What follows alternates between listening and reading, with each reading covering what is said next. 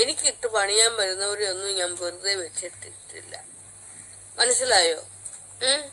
ഇപ്പോഴാണ് ഞാൻ അന്നും ദൈവം തന്നെയാണ്, ഇന്നും ദൈവം തന്നെയാണ്. ഒരു മാറ്റമില്ല. ആരും എന്റെ ജീവിതത്തിൽ തല്ലിക്കെടുത്തിട്ടില്ല. നിനക്ക് അങ്ങനെ തോന്നിയിട്ടുണ്ടോ എന്നുണ്ടെങ്കിൽ നിനക്ക് തന്നൊരു ഉത്തരം മാത്രമാണത്.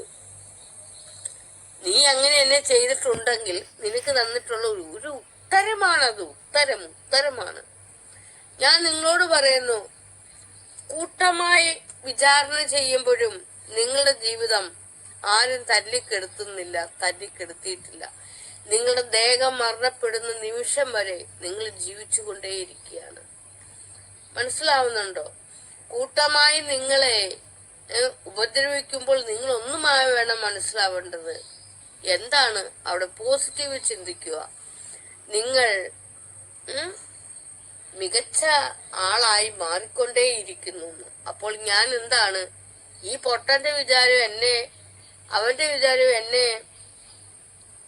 ഞാൻ ആൾദൈവമാകാൻ ശ്രമിച്ചു, ഞാനും എല്ലാരും കൂടെ ചേർന്ന് തല്ലിക്കെടുത്തിയല്ലോ, ഓഹോ എന്റെ ജീവിതം അങ്ങ് സുഖിക്കട്ടെ. മറ്റൊരാളുടെ ജീവിതം തല്ലിക്കെടുത്താൻ കൂട്ടുനിൽക്കുക, കൊല ചെയ്യാൻ കൂട്ടുനിൽക്കുക, കൊന്നു കളയുക, വാക്കുകൾ കൊണ്ട് ആയുധം കൊണ്ട് കൊന്നു കളയുക.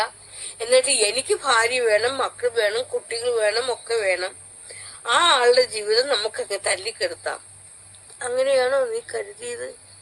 എങ്കിൽ നിനക്ക് തെറ്റി.